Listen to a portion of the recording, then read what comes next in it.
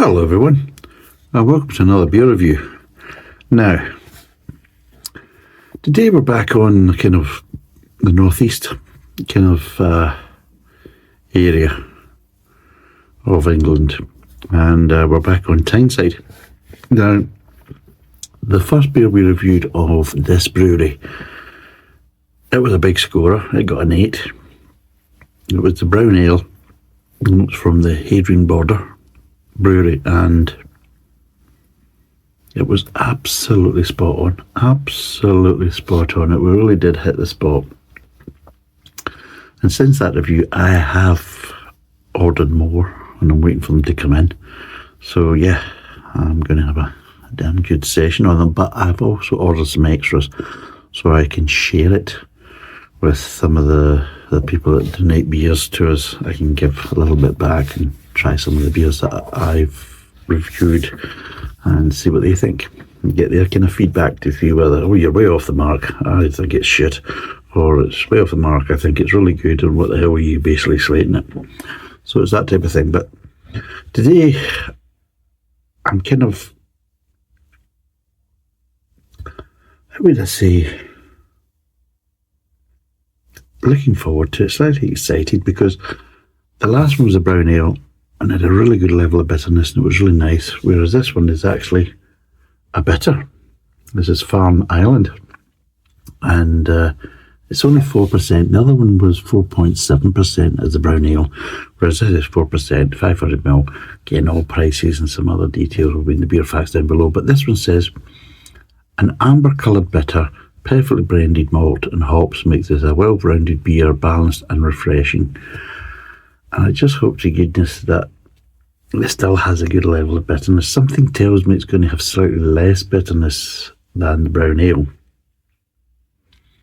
but I would hope that it would still be a decent level of bitterness. It just, I don't know, it just seems to be nowadays that a lot of times with you buy bitters, that a lot of them are anything but, and that's what kind of annoys me. You expect, well, I expect bitters to have a nice bitter edge, and the amount of times you try bitters and you think, oh, and it's lacking in bitterness. It just doesn't have the bitterness. And for some strange reason, something tells me that this bitter will be less in the bitterness stakes as a brown ale, which you would expect it to be the other way about. But under today's kind of the way breweries and head brewers work and all this type of stuff, is a lot of them like to make bitters and call them bitters, and they're anything but. They're just not bitter, really, and it's really quite disappointing, especially from somebody like me who enjoys a damn good bitter and likes a good bitter edge to their beer. And see, when you don't get that, you're thinking, fucking cheat calling it a bitter. Seriously, it just it annoys me, and I'm probably harder on these beers, because if you call it bitter and you don't deliver proper bitterness, then I'm going to kick your arse. I'm going to roast you. And in my view, you deserve it, because if you're going to call something, bitter, then at least the thing you can do, regardless of any other flavour, is at least give me some bloody bitterness, you know what I mean? It's like, it's not fucking difficult, you know what I mean? But apparently, in today's brewing kind of world, apparently that's quite difficult. Or you would imagine it is, because they just don't deliver. So hopefully this one will deliver. But something, I've not even looked it up, I've just read the back of the label, and just something tells me it's not going to be quite as bitter as the brown ale, which was a really nice level of bitterness. It really was just spot on. It was just like taking a good level of bitterness and just giving it a couple of steps more, and it was just, for me, absolutely, that's why I got an 8. It was just really, it hit the spot. It was just superb from that point of view. But other flavours as well, it wasn't just the bitterness, but it just overall, we got it right in my book. And be totally honest, I didn't expect to get that level of bitterness in a brown ale. And I'm not saying that that's a norm, because it isn't. But what I would say is, was bloody nice. Fuck, he's all enjoyed it, you know. So, hopefully, this 4% bitter provides some bitterness. Let's crack it open and see where we go with it. I'm actually looking forward to this. This is going to be good. A new glass. Now, you may recognise this glass. This glass goes from a way, way back. This is the old Carlsberg glass from a way, way back. But this is actually the old Carlsberg glass before Carlsberg was actually utilising them for their advertisement and putting Carlsberg on it. So this is the original kind of... it was actually an ale glass rather than a lager glass. Until many, many moons ago. Way before Carlsberg. Carlsberg started to use this in the kind of early 70s. So this is going way back to the kind of the original 60s. And the reason why I got it is some of the glasses that were left over from my dad. So my dad passed away at the tail end of last year, 2023. And I've always wondered why he had some of these glasses, because some of these glasses are more associated with ale than with lagers and things like that. And my dad wasn't really a beer drinker, and I knew that because he used to drink Tennent's, and that kind of, at the time as a kid I didn't know this, but as I kind of become an adult and started out drinking myself, I started to realise that well, I'll be totally honest, even as an underage drinker, I was drinking heavy rather than lager, because I thought lager just tasted of piss. So yes, when I started kind of underage drinking, probably kind of 15, 16, and I'm talking about out in the pubs. I mean, no, this is basically having a carry out and sitting out in the local park, you know, on the benches, you know. Okay. No, that's too cold. First thing I did was join a dart team and get myself in a pub, you know. I like to drink in comfort, no out in the chanting cold. So yeah, and it's just very strange because I was basically going through and cleaning his house, and I took some of his glasses and that type of stuff, and I thought, what the fuck's he doing with them? Because it sure as hell wouldn't have fucking drunk anything that would normally come out of them. And then I'm thinking, this is a proper traditional pint glass. This was an ale glass for a standard heavy, way back in the 60s. And then, of course, it was incorporated by Carlsberg, and they started to sell it in the 70s and actually had them branded glasses in the 70s and 80s with Carlsberg all over it. And I'm thinking, well, he couldn't have got that because it's non-branded, so it has to be before the Carlsberg kind of takeover of that kind of shape of glass. Thinking, well, he sure as hell would be drinking, because he was never a heavy drinker and that. He was always drinking Tennent's lager, that shit, you know what I mean? So, must have been a gift. Or he stole it. My sisters are probably thinking, oh, he's besmirching my dad's reputation. Aye. What are you going to do about it? So, yeah, just strange. So, let's get a bitter in this glass. Well, it's a heck of a lot lighter than the brown, which of course it did say that, because obviously the brown ale was a nice kind of chestnut brown, and this did say it was a kind of more of an amber colour. Yeah, kind of a lighter amber colour. Yeah, but it is a amber. It's not a dark amber one, it's kind of more of a lighter one for people in the podcast who have been basically saying that I'm so far behind with uploading on the podcast side of it. It's embarrassing. To the point is that you could call me a lazy bastard, and I would agree. So yes, for the people on the podcast, it's a light amber colour, kind of copper colour, and yeah, it's only a kind of half finger head, nowhere near the head that you were getting on on the brown ale. It was a finger and a half, and trust me, to go from half a finger to a finger and a half, well, that makes all the difference. But anyway, what does it smell of?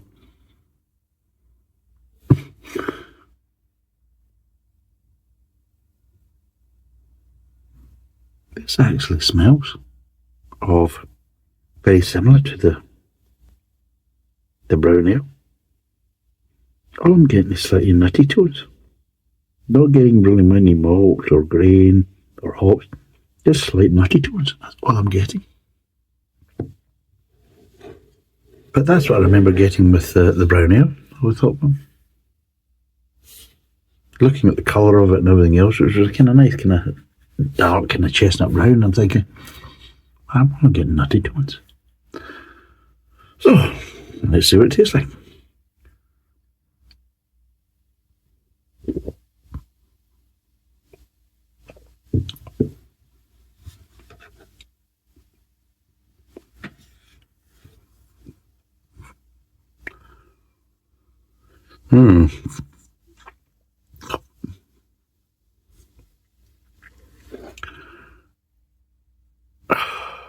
My initial impressions were correct.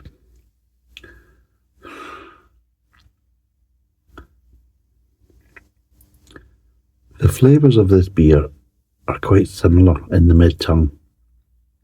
Maybe not to the same intensity, but kind of similar kind of flavour profile, but not to the same intensity in the mid-tongue as it was with the brown ale.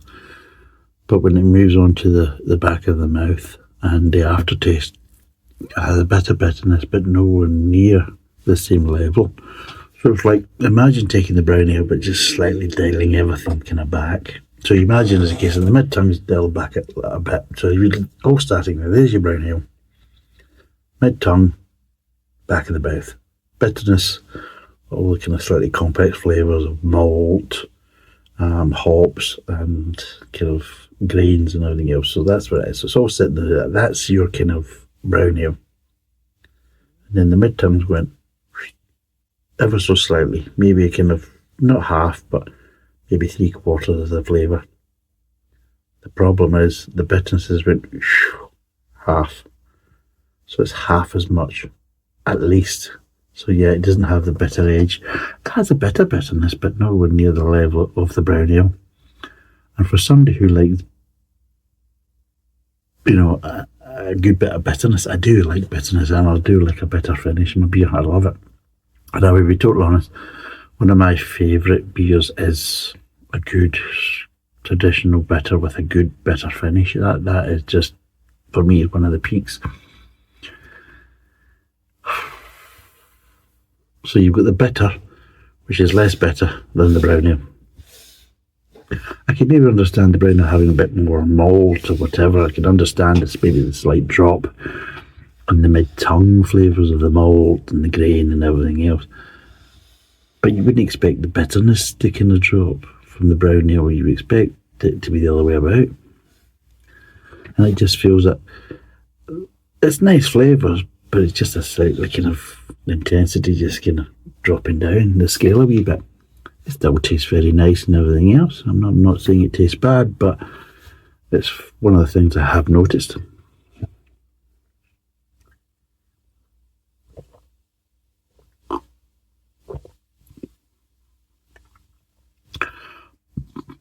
I mean, I've got to admit, the flavour tone, especially in the mid-tongue, is nice.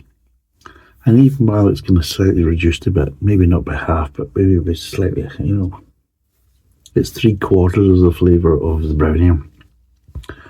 Still a really nice flavour profile.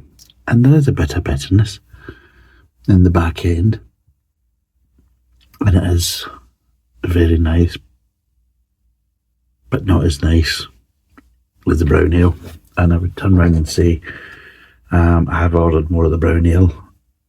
And I was kind of slightly dubious, like thinking, well, I've ordered the brown ale and I've not tried the bitter. And I'm thinking, have I been too impetuous there? And I'm glad that I went that route, because I didn't order any more of the bitter, which is strange for me. But so for some strange reason, I just thought, no, the brown ale's got a really good level of bitterness. It's very sessionable, very drinkable, and some nice flavours in the mid-tongue. I just thought it's really hit the spot. It got an 8. I'm ordering that. And I thought, well, will I regret it? I thought, oh, no, I really enjoyed that beer. I'm just going to order some of that. And that's what I did. And I'm waiting for it to come through. Whereas this one, it's nice, but it's not to the level for me as the brown ale. I mean, it's a nice beer and I would definitely drink it and I would definitely have another one if I had another one. But if I was sitting there drinking this and had the choice of, well, you can have another bitter or a brown ale next, which one would you go for? I'd be like going this, right, get that to fuck. I'm having the brown ale. There you go. And it's just the mid-tongue level of flavours is just up a bit. And the bitterness is definitely well up a bit. But it still has that sessionability as well. It just feels like, yeah. So this is a nice beer. But for me, it's a level down. And then from the brown ale. The brown ale, a lot nicer.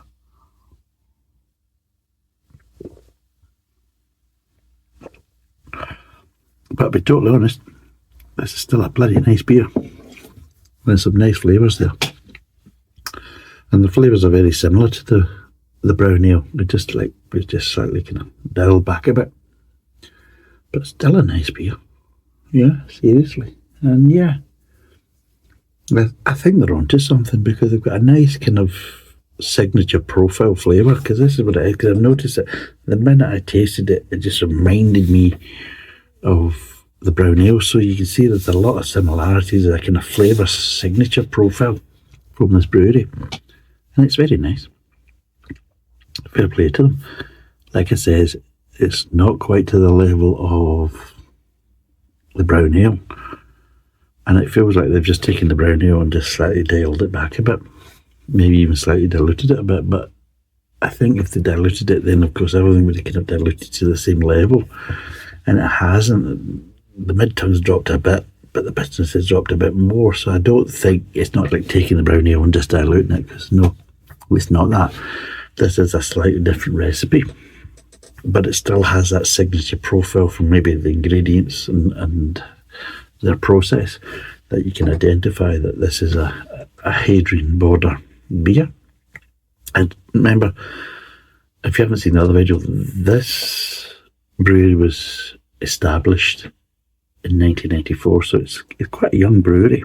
Obviously not as young as your craft beer breweries, you know. I mean, we've been brewed for 5 minutes. IPA, you know, that kind of bollocks. So this is a bit older than that, but at the end of the day, it's still quite a young brewery in the scale of things. You know what I mean? If you look at it, but it's from Newcastle, and I'll be totally honest. If you're looking at brown ales, which one would I have? Newcastle Brown, which was traditionally a blended beer between a vintage ale, a strong vintage ale, and an amber ale. Well, you don't get that shit now because it's all been basically kicked. All these traditional beers have had the shit kicked out of them. So trust me, they're a bleeding shadow of what they used to be.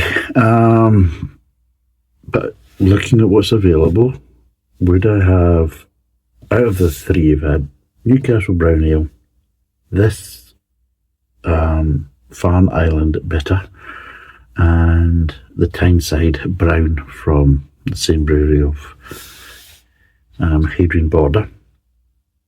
Well, I'll be totally honest, Newcastle Brown Ale doesn't get close. And I'm thinking, I've watched interviews with football fans in Newcastle talking about them, especially when they were getting taken over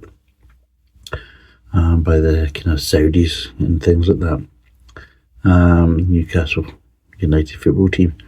And they're all sitting there drinking Newcastle Brown and everything else, and they're drinking out the bottle, and you get Gary Neville there and Jamie Carragher, and they're all chatting to the fans and that type of stuff. And I'm thinking, I used to like Newcastle Brown. It was okay, it was fine. I'm not saying I would think it was wonderful, but it was okay. And that was in the kind of late 80s, early 90s. And it's absolutely piss water compared to what it was then. But then you look at these, you're thinking, Jesus, you've got this type of brewery in your fucking doorstep in Newcastle and you're drinking that piss water. You should be into the fucking brown ale and the fucking Hadrian Border Brewery. Seriously. I'm now thinking back, thinking, why are you drinking that piss when you've got that right in your doorstep? But then I'm thinking, even with this one's far better than Newcastle Brown as well. You're thinking, what the fuck is wrong with you? You know, you dirty bastards. That's what I'm thinking. You dirty bastards, like, you know. You know that. You're smoking the tars, drinking the pipes like that, drink the fucking piss water, you know. Jesus. Yeah, I'm doing the tour and drinking shit. But yeah, dreadful. Because this is a far nicer beer than Newcastle Brown would ever be. So there you go. It's not at the level of business, like I said, the brown ale. The brown ale was just up there. But this isn't that far away. So let's the flavours I'm going to break down, but it's going to be very similar to the brown ale because it is very similar to the brown ale, apart from just the intensities have slightly dropped.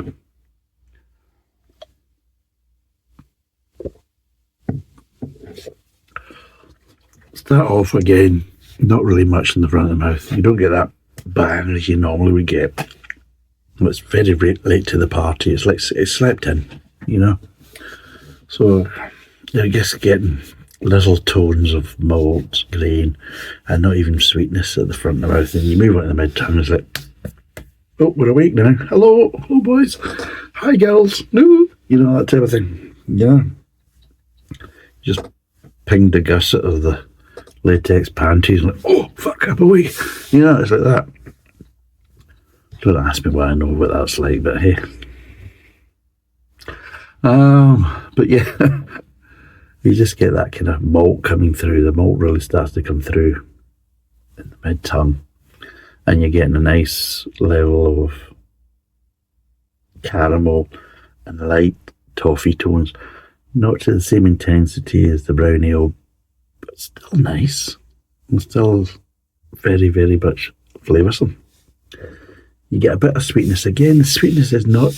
That's one thing I noticed. There's a bit of sweetness and it just runs at the same level. In the brown ale, it's slightly kind of ramped up at the back of the mid-tongue.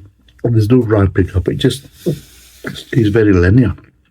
But it's still a nice level. And you get nice little nutty tones coming through. And like I say, the hops are just giving you little hints of bitterness. Obviously, in the brown ale, you're just getting a little bit more hints of bitterness, but then again, it's just that the sweetness in the brown ale is just holding it back. And then you just get a little rise of sweetness in the brown ale previously, and then, by God, does the bitterness come through over the top of it. This is a bit more subdued, so you've got a linear thing.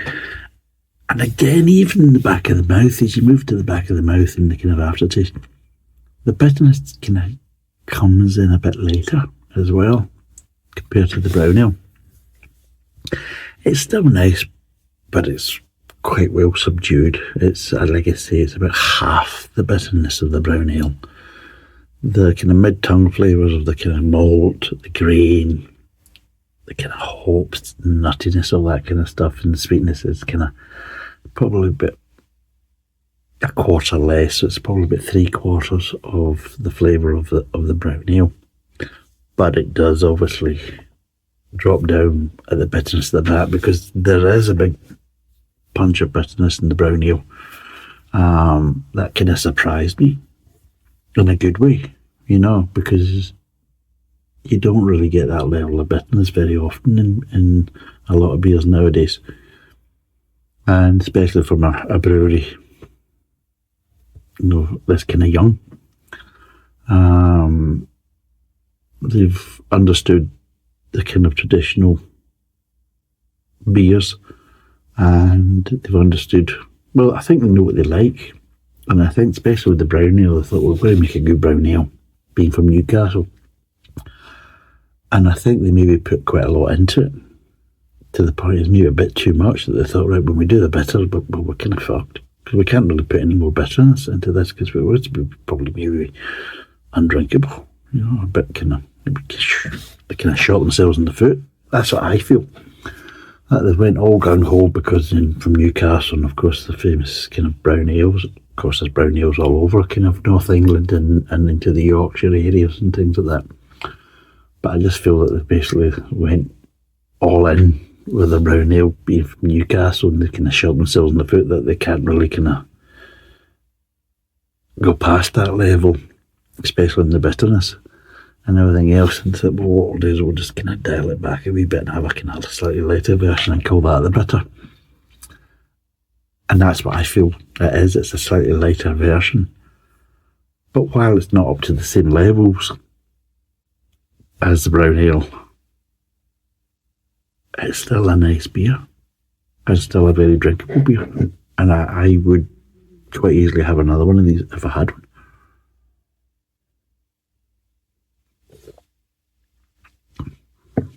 Yeah, it's quite nice. So what would I give this out of 10? There's the question.